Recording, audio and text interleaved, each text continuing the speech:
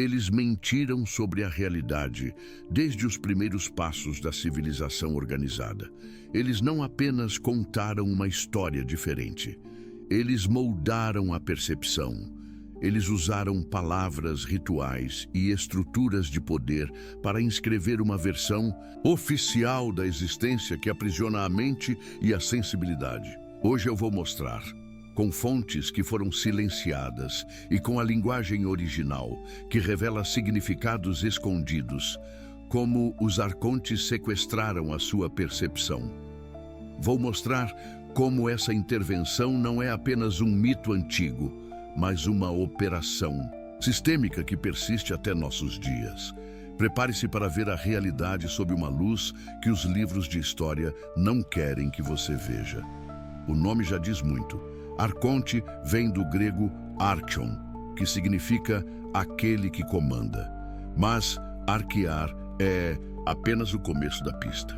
Em textos gnósticos, encontrados nos códices de Nag Hammadi e em apócrifos que a narrativa oficial repudiou, os arcontes não são meros administradores. Eles são inteligências intermediárias que arquitetam um mundo de aparência. Eles se apresentam como guardiões, mas sua função real é ocultar a centelha divina que habita dentro de cada ser humano. Essa centelha é chamada nos textos de pneuma, de luz, de semente divina. A tese que sustento aqui é direta. Instituições humanas assumiram o papel de legitimar os administradores da ilusão e, por meio de dogmas, sistemas educacionais e narrativas políticas, institucionalizaram a cegueira espiritual. A narrativa canônica tem uma ordem confortável. Ela explica por que as coisas são como são, fornece autoridades, rituais e um roteiro para a vida. Ela oferece segurança e onde há conforto, o controle floresce. Os criadores dessa ordem não destruíram simplesmente textos, eles reescreveram sentidos. Eles impuseram etimologias falsas e apagaram alternativas. Eles retalharam a memória coletiva para que a versão institucional se tornasse a única versão pensável. Examine a palavra Deus. Em línguas antigas, nomes carregam camadas múltiplas de sentido.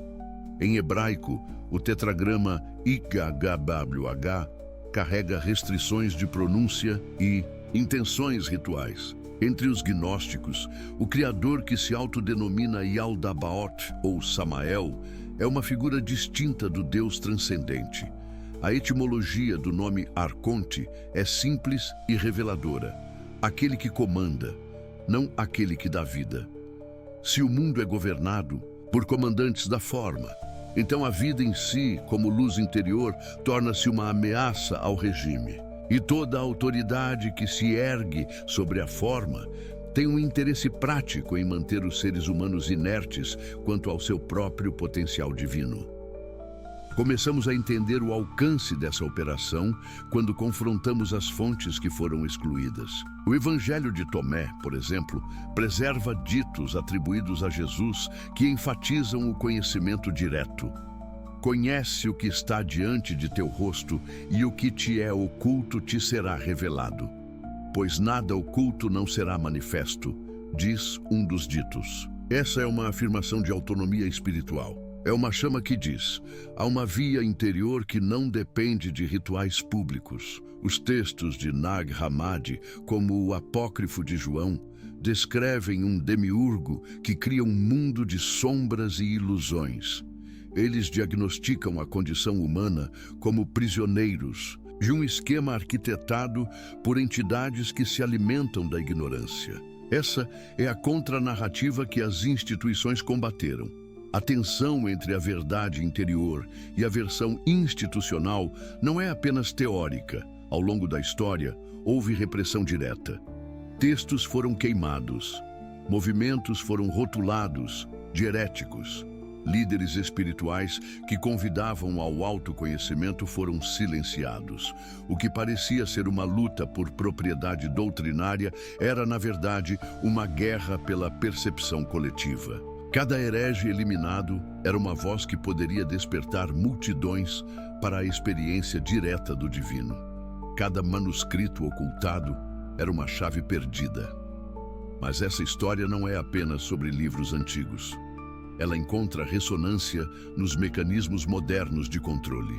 Quando se estuda a linguagem das instituições que se formaram depois do cristianismo institucionalizado, percebe-se um padrão: centralização de autoridade, discursos que validam a obediência e práticas que deslocam a responsabilidade espiritual para rituais externos e mediadores. Isso é engenharia perceptual. É a construção deliberada de uma matriz simbólica que modela o mapa mental das pessoas. Quem está autorizado a falar sobre Deus? Quem detém a interpretação? Quem acessa os textos originais? Esse aparente monopólio de sentido cria um bloqueio emocional.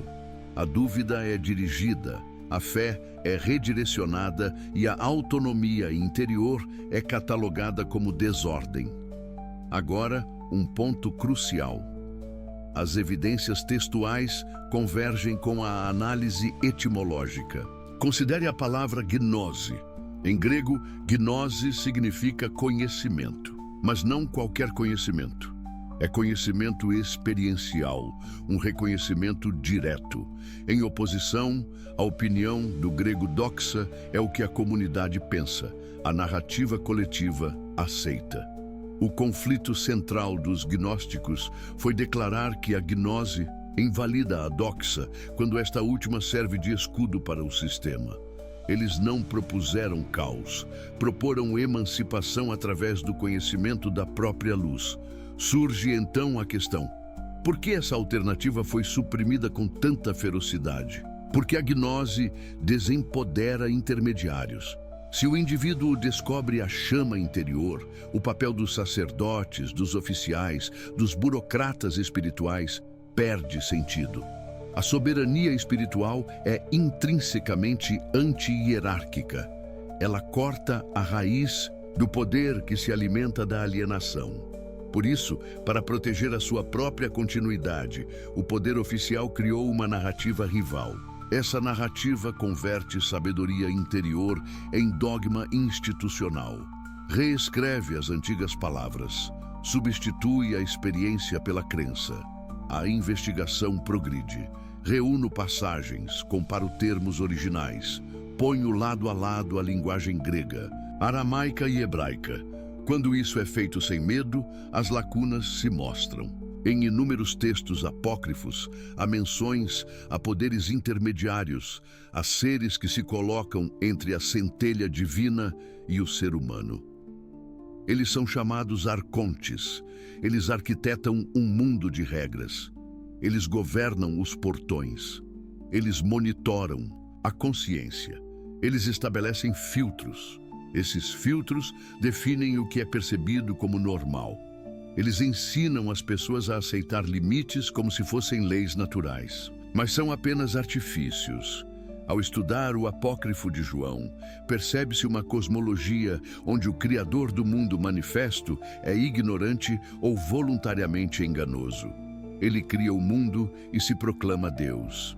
Mas existe uma realidade superior, o pleroma, a plenitude, onde reside a fonte verdadeira. A queda humana é descrita como um enredamento num tecido de ilusões, onde o conhecimento da verdadeira origem é escondido. Um dos papéis dos arcontes é manter essa ocultação. Eles interferem na memória, eles confundem a linguagem, eles bloqueiam o retorno da centelha. A narrativa institucional, por sua vez, fez uma jogada estratégica. Transformou o resgate em um processo sacramental, sob autoridade clerical. A redenção deixa de ser um despertar interior e vira uma série de ritos aplicados por funcionários sagrados. O poder oficial oferece salvação em troca de submissão. Essa troca é o núcleo do contrato social teológico que estabiliza a matriz, mas há falhas nessa edificação. Para sustentá-la, é preciso apagar a lembrança do que realmente somos. É aqui que a etimologia revela gargalos. A palavra salvação, em grego soteria, carrega conotações de preservação e entrega. Mas nos textos gnósticos, a salvação é emancipada do entreguismo, é retorno à fonte, é despertar. Quando examinamos a raiz das palavras aramaicas que descrevem consciência e espírito, vemos uma riqueza de significados relacionados à respiração, ao sopro, ao enlaceamento com o divino. Esses sentidos foram homogeneizados e domesticados pela filigrana dogmática. O resultado foi uma população espiritualmente amputada. Ao expor esses pontos, alguns objetarão: isso é teoria da conspiração. A minha resposta é enfática. Não é teoria, é investigação documental. Os manuscritos de Nag Hammadi existem. O Evangelho de Tomé existe. O Apócrifo de João existe. As diferenças entre as narrativas podem ser lidas e comparadas. A história registra processos de censura. O impulso para centralizar a autoridade está documentado. Não se trata de criar um inimigo imaginário. Trata-se de restaurar a visão histórica, um poder que buscou monopolizar a experiência do sagrado e que o fez com eficácia. Mas a investigação não termina com a leitura. Ela se aprofunda na experiência pessoal. Existe um ponto de virada quando a pesquisa textual encontra a memória corporal. Quando alguém lê um ditado que diz: "A luz está dentro de vocês", e essa frase não fica apenas conceitual, mas desperta uma sensação física, a investigação ganha outra dimensão.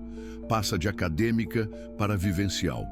E é nesse ponto que o controle institucional perde sua primazia, porque a experiência direta do divino não pode ser legislada por um conciliábulo. O que a experiência revela é intransferível. Ela é evidente por si. Imagine por um momento. Você encontra um trecho que afirma que o reino está dentro de você. Essa frase ecoa. Ela ativa uma lembrança. Uma lembrança que não é memória histórica, mas embrião de reconhecimento. É como se um selo fosse rompido. Isso acontece justamente porque as palavras originais possuem um poder que foi deliberadamente amortecido. Quando pronunciadas na sua riqueza etimológica, essas palavras reacendem a percepção. Quando a percepção desperta, os arcontes perdem terreno. Eles já não conseguem contornar a autenticidade da experiência interior. Então vem a complicação. O despertar interior não garante imunidade. Os mecanismos de controle são adaptativos. Se antes o aparato utilizava rituais e dogmas para manter as massas sob tutela, hoje ele incorpora ferramentas novas: tecnologia, educação padronizada, entretenimento em massa. A hegemonia simbólica se replicou em novas mídias. Quando a centelha começa a brilhar em indivíduos, sistemas de distração emergem para anestesiar. A ilusão torna-se mais sutil. Em vez de proibirem textos, agora manipulam a atenção. Não é mais suficiente controlar o conteúdo. É preciso controlar o campo perceptivo. Isso exige uma análise cuidadosa. Não estou dizendo que toda tecnologia é maligna. Digo que a tecnologia é uma extensão do vetor de controle quando usada para modelar a experiência coletiva. Os arcontes clássicos agiam por meio do medo, do ritual e da exclusão. Os arcontes modernos atuam por meio do algoritmo, da narrativa dominada e do entretenimento massificante. Ambos compartilham uma tática: normalizar a alienação. Ambos visam desacreditar a intuição. Ambos domesticam a vontade de saber por experiência. Nesse ponto, a investigação se encontra com o desafio prático: como resistir a um sistema que se adapta? Como recuperar autonomia numa era onde a percepção é continuamente calibrada por interesses? A resposta está na combinação de decodificação textual e prática interior. Ler textos gnósticos não basta. Experimentar as práticas que conduzem à gnose é essencial. A tradição esotérica sempre soube disso. Conhecimento sem prática é apenas erudição. Prática sem conhecimento pode virar superstição. A união entre os dois é o caminho de reapropriação.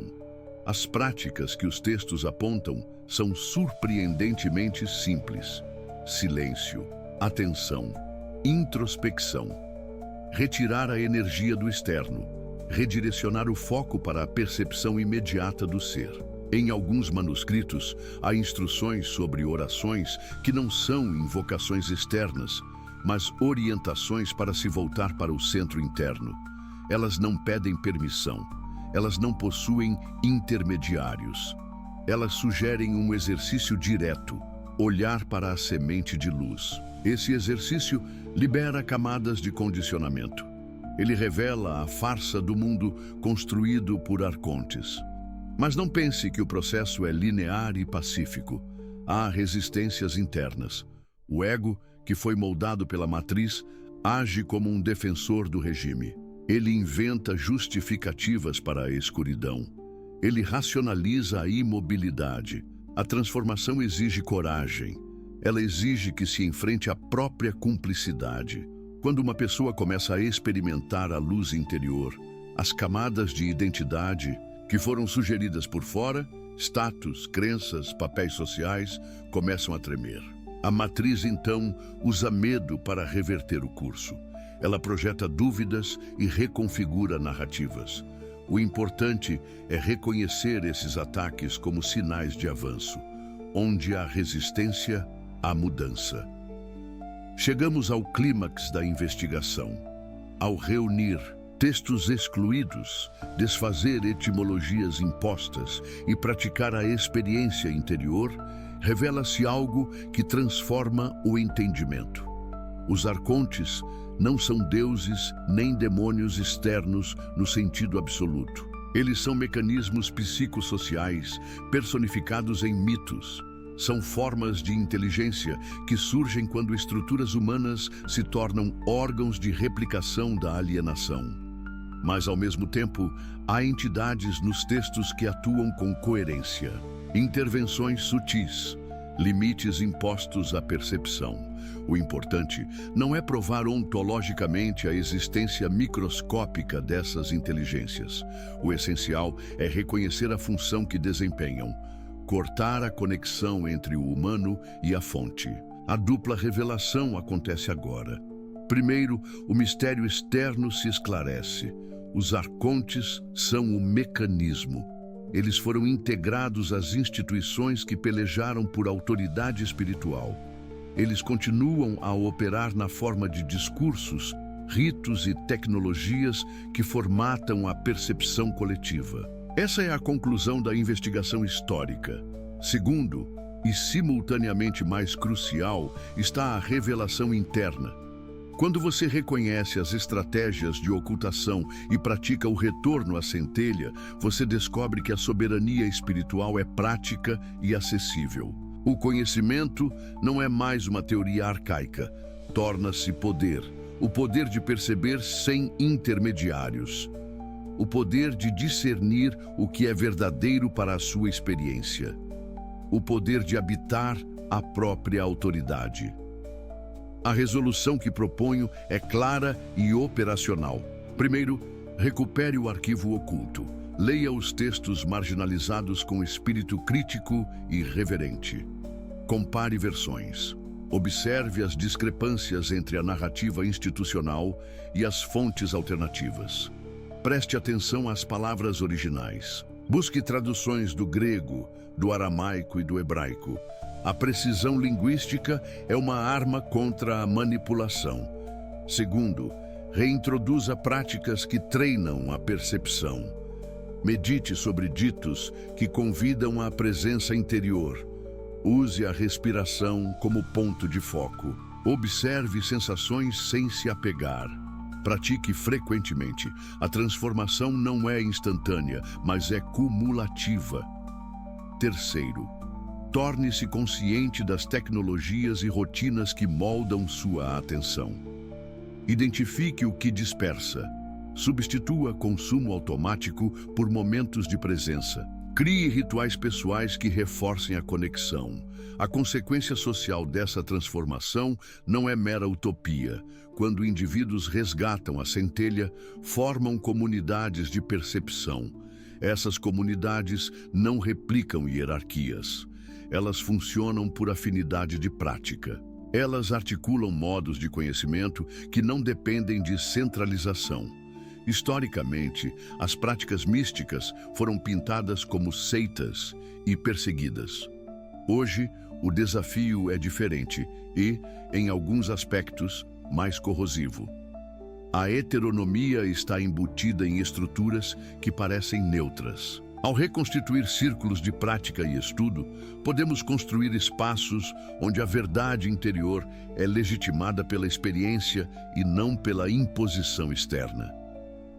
O desfecho pessoal deste movimento é, acima de tudo, soberania. A soberania espiritual não é egoísmo, é responsabilidade. É assumir a autoridade sobre a própria vida espiritual. Significa reconhecer que a percepção pode ser orientada e que nem toda orientação é honesta. Significa distinguir entre os conselhos que ampliam a liberdade e os que concedem conforto à custa da autonomia. É a prática diária de reintegrar a percepção fragmentada.